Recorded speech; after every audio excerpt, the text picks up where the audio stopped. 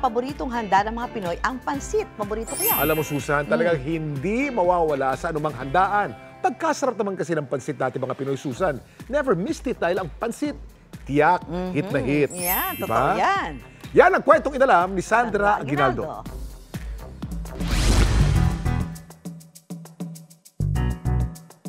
Sa mga Pinoy, ang pansit laging hit.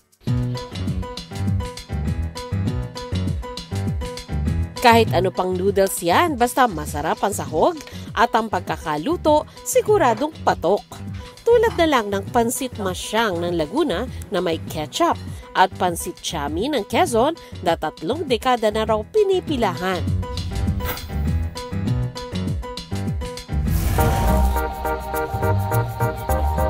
Dekada 50 nang makilala ang pansit masyang sa bayan ng San Pedro, Laguna. Isa si Mark sa nagmamay-ari ng pansitan.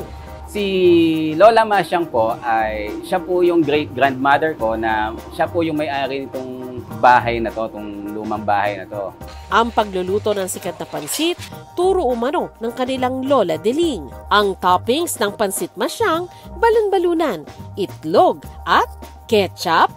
Kasi masarap magluto si nanay. So sa kanya, nag-e-experiment siya ng mga bagay-bagay sa pagkain. Kung ano yung timpla, dinadagdagan niya ng konti, mas nagiging malasa, mas nagiging masarap. Sa maghapon, naabot daw ng 750 hanggang 800 orders ng pansit ang kanilang naibebenta. Siyempre, bilang apo ni ng pansitan na to, na andito na sa 3rd generation yung pansit, nakaka-proud na since before, ito lang yung negosyo, ito na yung bumuhay sa family namin. Unang ginisa ang bawang at saka idinagdag ang kaldo o sabaw na pinagpakuluan ng balon-balunan. Sunod na inilagay ang bihon noodles at repolyo.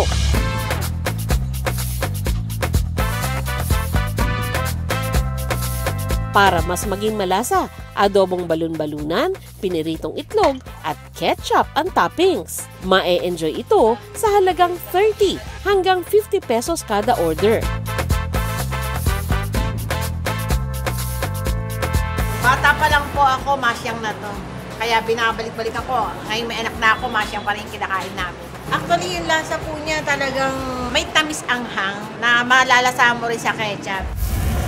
Dapat alam mo na malaki raw ang impluwensya ng pansit sa kulinaryang Pilipino, ayon sa cultural anthropologist na si Professor Nestor Castro. May paniniwala ang mga Pinoy na ang pansit ay kaugnay ng mga selebrasyon, lalong-lalo na mga birthdays, kasi pinapaniwalaan na nagiging mahaba ang buhay kapag kumakain ng pansit. Bawat rehiyon may kanya-kanyang bersyon, tulad ng pansit habhab ng Luzon, bami ng Visayas, at pansit odong ng Mindanao. Kumalat yung pagluluto ng pansit sa iba't ibang lugar, Pero dahil iba-iba yung kapaligiran ng bawat lugar, nagkaroon ito ng local variation. Pansit chami naman ang signature recipe ng pamilya ni Golderick sa Atibonan, Quezon. 3 dekada nang nagluluto nito ang kanyang inang si Amalia. Ang pansit chami ay pinagmamalaki ng Quezon Province. Ang espesyal dito ay yung flavor na tamis anghang. 9 na buwan na ang family business na ito ni Golderick sa Maynila. Para mapanatiling authentic ang kanilang pansit, ang mga sangkap nito ay nanggagaling mismo sa Quezon. Umaabot sa 70 hanggang 150 orders ng pansit chami ang itinitinda nila kada araw. Sa pagluluto ng pansit chami, igigisa ang bawang, sibuyas, siling labuyo at atay ng baboy. Ilalagay ang sayote at carrots.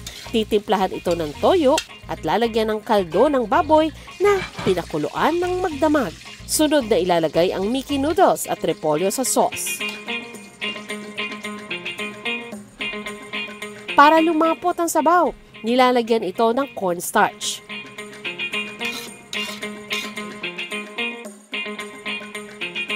Kakaibang pansit siya kasi yung tamis at anghang niya, saktong-sakto. Certified Pinoy favorite ang pansit.